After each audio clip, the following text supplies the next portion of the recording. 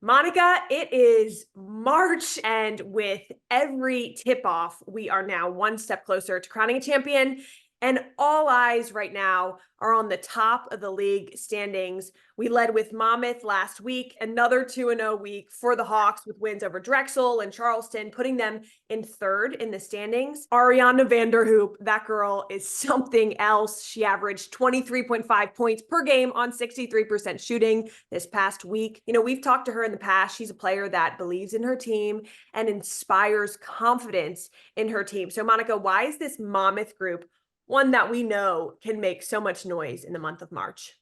Well, I talked about it last week. I think it's the mental toughness that is the biggest reason that they're finding the success that they're finding right now. Because, for instance, we talked about their matchup with Drexel. We were excited about that game coming into this week as well. And the first quarter of that game didn't really go as planned. They made a couple mental mistakes. They turned the ball over a couple of times. And what I was so impressed with is they didn't really let the mistakes multiply.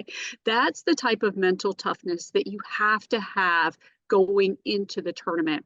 They did the things that they know they can rely on to do well. They played great defense. They held the Dragons to 34.8% shooting while they shot 51% from the field. Good. They won the rebounding margin. That's something that Monmouth is really known for, their ability to rebound the basketball. They had a plus 13 rebounding margin in that game. And Taisha Exenor was fantastic on the glass, 11 rebounds for Monmouth. You talked about Ariana Vanderhoop. Oh my goodness, 21 points in that game. That's her 12th game that she's been in double digits for Monmouth. And she has that great 1-2 punch with Casey Donovan, who had 19 points. So they definitely have the balance that they need. But the thing that stood out to me about that game was the resiliency. And you have to have resiliency going into a contest against Charleston. And what I was impressed with about what the Hawks did against Charleston was they came out of the gate on fire. They shot the basketball 73.3% in the first quarter. Are you kidding me? That is phenomenal. And they finished shooting the ball 64% in the first half.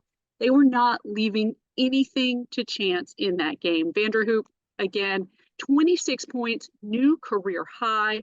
Casey Donovan once again came up big. You need your stars to shine in those big game moments where things really matter. And that's what Monmouth did. They are one of the teams that has caught fire right now. I think they're one of the most exciting teams to keep your eyes on. Congratulations to Jenny Bogus, who got her 50th win on the Monmouth sideline, which is very exciting. And congratulations to Monmouth, because last year our CAA tournament champions finished the season with 18 wins. Well, with the win over Charleston, they're at 18 wins right now. They have 3 more conference regular season games to go. They have the tournament to go. So they're really building upon all the great things that they did last season. I'm really excited to see what they continue to do this year. Me too. And they're a team that seems to know when to catch fire at the right time. And it just builds and builds and builds. And Monica, we want to build. We want to make our way up the league standings because North Carolina A&T got back in the win column with a 77-46 win over Elon on Sunday. 5 Aggies scored in double figures in that game. Another impressive week from the freshman, Paris Locke, our CAA Rookie of the Week. Once again, why could she literally be the key alongside so many others to unlock postseason success for the Aggies? Well, we've talked about it in terms of how important it is to have balance. Really, at this point in the conference season, heading into the tournament, you can't rely on just 1 or 2 players. You have to have lots of different players who can step up at different times because everyone's going to have an off shooting night. Some days the defense is going to lock in on a particular player and shut them down. And when you have a player like Paris Locke, who is not only stepping up, but in that game against Elon, she had 15 points in 26 minutes. That's pretty good offensive efficiency for the young freshman. I like the confidence that she's playing with right now. And I do think it really helps to be surrounded by players like Jordan Dorsey and Malia Burcone. Because you look at what Jordan Dorsey did against Elon, 18 points, 9 rebounds, 6 assists. I mean, talk about stuffing the stat sheet. She absolutely did it. Malia Bracone had 15 points and 9 rebounds. And then you have Shania Clark, you have Talia Davis, both who had 10. So Paris Locke doesn't feel like she has to carry the entire load for this team. And that gives you the freedom just to play within yourself. Yeah. And so I think that that has really helped her this year. And I'm really excited to see what she and the Aggies continue to do. So much freedom on the court for them. Let's look at the league standings again, because Stony Brook remains at the top with only 2 losses in conference play. And Monika, we're in for a treat this week, okay? Because we get a little taste tester of what the tournament could potentially bring, because we've got the #1 and #2 team right now going head to head on Sunday. Stony Brook hosts North Carolina A&T on Long Island. Why is this a game to watch in addition to so many other games this week? Well, for one thing, you have the league's best field goal percentage team, which is Stony Brook, going up against the league's best field goal defense team in North Carolina A&T. It's going to be a fantastic match between offense and defense. And let me give Stony Brook their due. They're #2 in terms of field goal defense, so they certainly play defense as well. I love the way these two teams play defense. I love the way they rebound. I love the way they share the basketball. They are complete teams. This is such a good preview of what we can expect for the tournament. And look, it has massive implications for the conference standings because you have Stony Brook at 12-2, you have North Carolina A&T at 11-3. And so that game is going to determine a lot in terms of where the seeding falls for our conference tournament.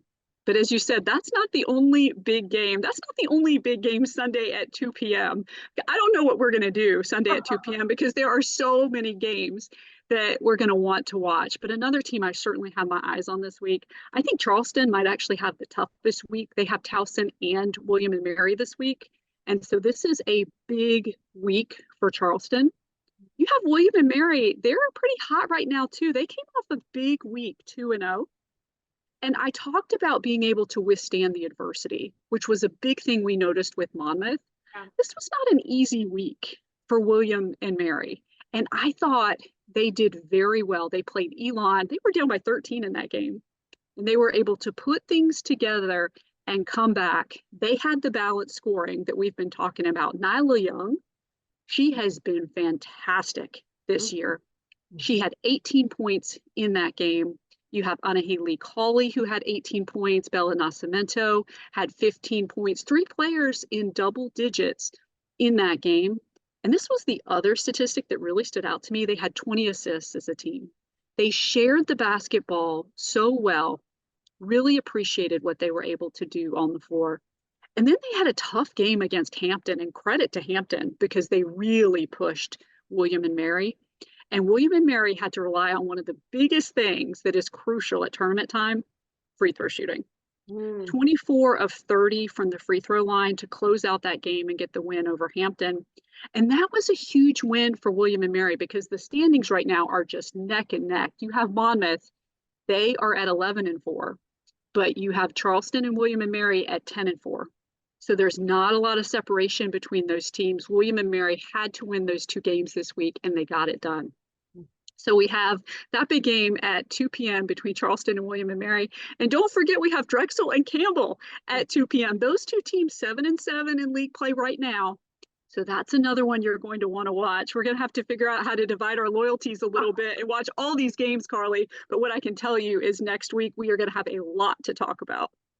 Multiple screens, Monika. Get them all out, right? Pull from your kids. Maybe a few iPads. We're going to have multiple tabs open all throughout this week because we have so much happening right now in the CAA. But of course, it's all building to potentially crowning a champion in the month of March at the Entertainment and Sports Arena, which is so exciting. It's on the horizon. Visit casports.com/CAA hoops to buy your ticket, purchase your seat, make sure you secure your spot in the arena because we're going to have a really good time. Monika, thanks so much for hanging with us. We love and appreciate you.